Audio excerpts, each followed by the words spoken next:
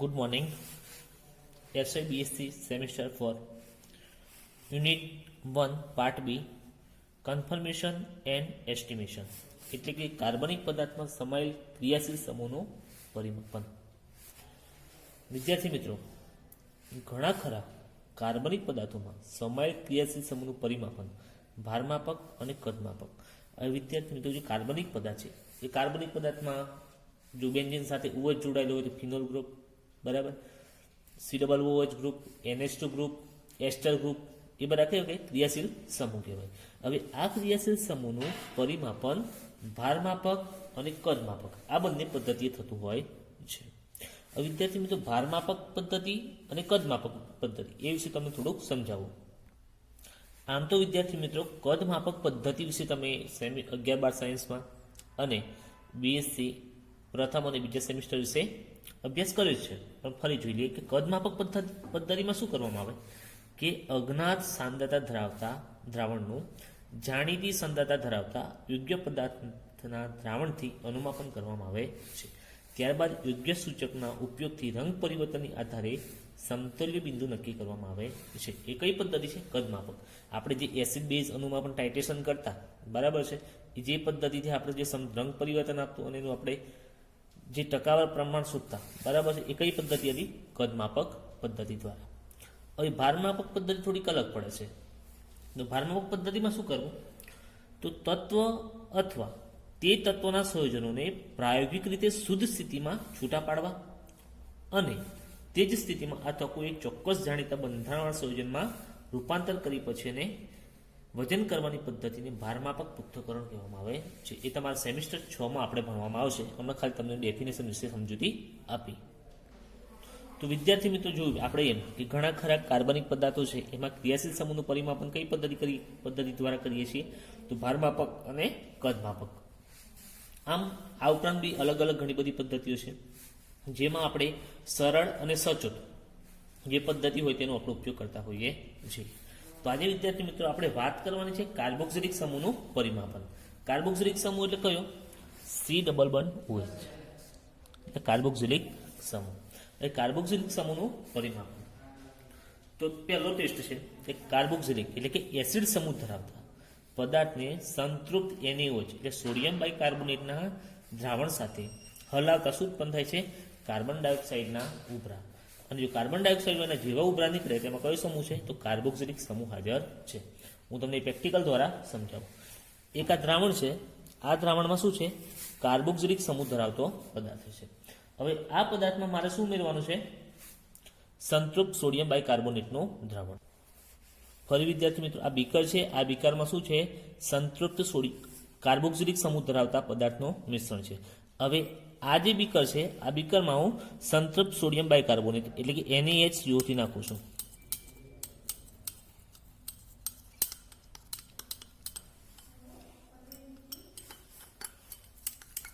જુઓ, કાર્બન ડાયોક્સાઇડના ઝીણા ઝીણા પરપોટા ઉત્પન્ન થાય છે, દેખાય છે. CO2 વાયુ શું કરે છે? છૂટો પડે. જુઓ, દેખાય છે કમ્પ્લીટ. આ કયા સમૂહની હાજરી દર્શાવે છે? તો એસિડ સમૂહની, બરાબર. આજે ઉપર ઉભરા નીકળે છે એટલે આપણે શું લીધું આમાં પહેલા બીકરમાં? તો કાર્બોક્સિલિક સમૂહ ધરાવતું મિશ્રણ લીધું. ત્યારબાદ એમાં શું નાખ્યું? સંતૃપ્ત સોડિયમ બાયકાર્બોનેટ નાખ્યું અને એમાં હલાવીએ છીએ તો શું ઉત્પન્ન થાય છે? કાર્બન ડાયોક્સાઇડના ઉભરા. એટલે આ શાની કસોટી છે? તે એસિડ સમૂહની એટલે કાર્બોક્સિલિક સમૂહની કસોટી છે. વિદ્યાર્થી મિત્રો, આગળ હવે પદાર્થમાં એટલે કે કયો કાર્બોક્સિલિક સમૂહ ધરાવતો પદાર્થ હોય એમાં એફીસીએલથી કયું પણ તટસ્થ એફીસીએલથી દ્રાવણ ઉમેરતા વિશિષ્ટ રંગના અવક્ષેપ મળે છે. ઉદાહરણ તરીકે બેન્ઝોઇક એસિડના દ્રાવણમાં તટસ્થ એફીસીએલથી ઉમેરતા બફ રંગના શું મળે છે? અવક્ષેપ મળે છે. વિદ્યાર્થી મિત્રો, અમારી જોડે બેન્ઝોઇક એસિડનું બનાવેલું શું છે? દ્રાવણ છે. ટેસ્ટ ટ્યુબમાં લઉં છું.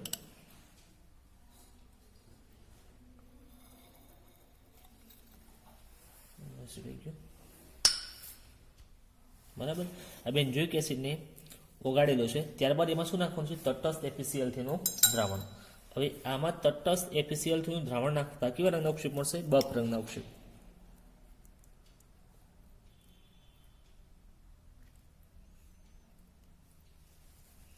કેવા મળશે? બફ રંગના અવક્ષેપ મળે છે. એસાની સમૂહની બેન્ઝોઇક એસિડમાં આપણે જે આપણને અવક્ષેપ જોવા મળે છે કેવા રંગના હશે? બફ રંગના અવક્ષેપ જોવા મળે છે.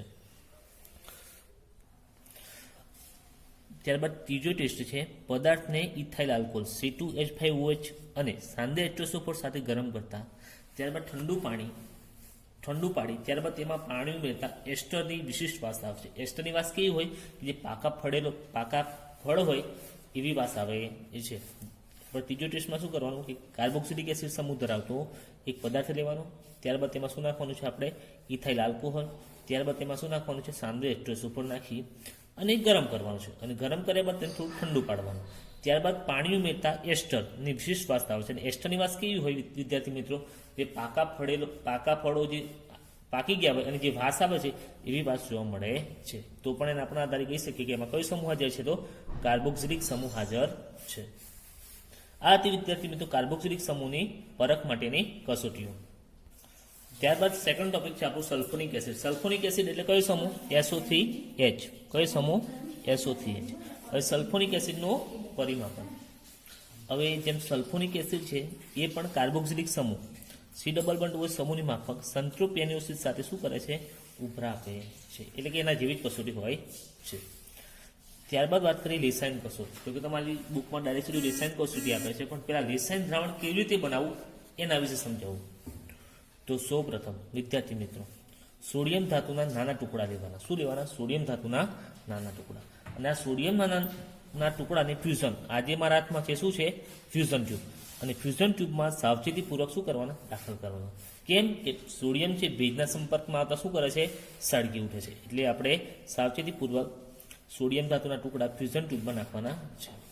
ત્યારબાદ સોડિયમ ધાતુ જ્યાં સુધી પીકળે ના એટલે કે ઓગળે ના ત્યાં સુધી શું કરવાનું છે? એને ગરમ કરવાનું છે. અને ગરમ કર્યા બાદ તેમાં થોડુંક કાર્બનિક સંયોજન, કાર્બનિક સંયોજન એટલે કયું? સલ્ફોનિક એસિડ ધરાવતું સંયોજન લેવાનું છે. અને ત્યારબાદ આ કાર્બનિક સંયોજનનો ભૂકો ફ્યુઝન ટ્યુબમાં ઉમેર્યા બાદ તેને શું કરવાનું છે? આપણે લાલચોળ ગરમ કરવાનું છે. ફરી કે સોડિયમ ધાતુના પેલા નાના ટુકડા લેશું, ત્યારબાદ આ સોડિયમ ધાતુના નાના ટુકડાને આપણે ફ્યુઝન ટ્યુબમાં નાખશું.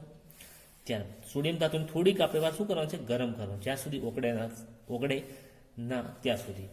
ત્યારબાદ આપણે જે SO3H એટલે સલ્ફોનિક એસિડ સમૂહ ધરાવતું જે આપણે મિશ્રણ આપ્યું છે અથવા કાર્બનિક સંયોજન છે એ કાર્બનિક સંયોજન લેવાનું છે. શામાં? જે સોડિયમ ધાતુ પીગળેલી છે તેમાં. ત્યારબાદ આ ફ્યુઝન ટ્યુબ છે, આ ફ્યુઝન ટ્યુબને આપણે લાલચોળ ગરમ કરવાનું છે. લાલચોળ ગરમ થયા બાદ ફ્યુઝન ટ્યુબને 10 થી 15 ml કેટલા? 10 થી 15 ml ભરેલા નિશ્ચિત પાણી ભરેલી બાષ્પ વાટકીમાં નાખવાનું છે અથવા બાષ્પયન વાટકીમાં નાખવાનું છે, જેથી સરળતાથી શું કરશે? તૂટી જશે. હવે આવી 2 થી 3 ફ્યુઝન ટ્યુબ તોડ્યા બાદ પછી મળતા દ્રાવણને ઉકાળવાનું છે, પછી ગાળી લઈ અને લેસાઇન દ્રાવણ તરીકે ઉપયોગ કરવાનો છે. ફરી વખત બોલું છું, સોડિયમ ધાતુના પહેલાં શું કરવાનું છે? નાના ટુકડા લેવાના. એને સામાન નાખવાનું આપણે ફ્યુઝન ટ્યુબમાં. એ ફ્યુઝન ટ્યુબમાં લીધા બાદ એને થોડા શું કરવાના છે? ગરમ કરવાના. ત્યારબાદ સલ્ફોનિક એસિડ એટલે SO3H સમૂહ ધરાવતું કાર્બનિક સંયોજન છે, એ કાર્બનિક સંયોજન આપણે ફ્યુઝન ટ્યુબમાં નાખશું. અને હવે ફ્યુઝન ટ્યુબને બરાબર લાલચોળ ગરમ કરવાનું. એ પહેલાં આપણે શું કરીશું? બાષ્પ વાટકી છે એ બાષ્પ વાટકીમાં નિશ્ચિત પાણી 10 થી 15 ml જેટલું આપણે ભરીને મૂકી રાખશું. જેવી ફ્યુઝન ટ્યુબ લાલચોળ થાય એવી આપણે શું કરવાના? ફ્યુઝન ટ્યુબને જે બાષ્પ વાટકી છે આપણી એ બાષ્પ વાટકી શું કરવાનું? નાખી દેવાની. આવી 3 થી 4 કેવી? 3 થી 4 ફ્યુઝન ટ્યુબ તોડશું અને મારી જે દ્રાવણ મળે એને થોડું ગરમ કરશું અને એનું ગાળણ કરશું.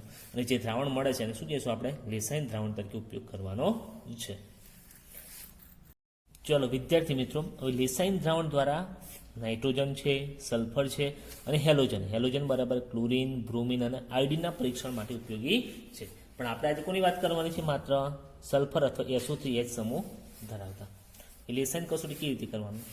પદાર્થને સોડિયમ ધાતુ સાથે આપણે ફ્યુઝ કર્યો, એટલે આપણે ફ્યુઝન ટ્યુબમાં સોડિયમ ધાતુ નાખી, પછી ગરમ કર્યું, પછી શું લખ્યું? પદાર્થને લીધો.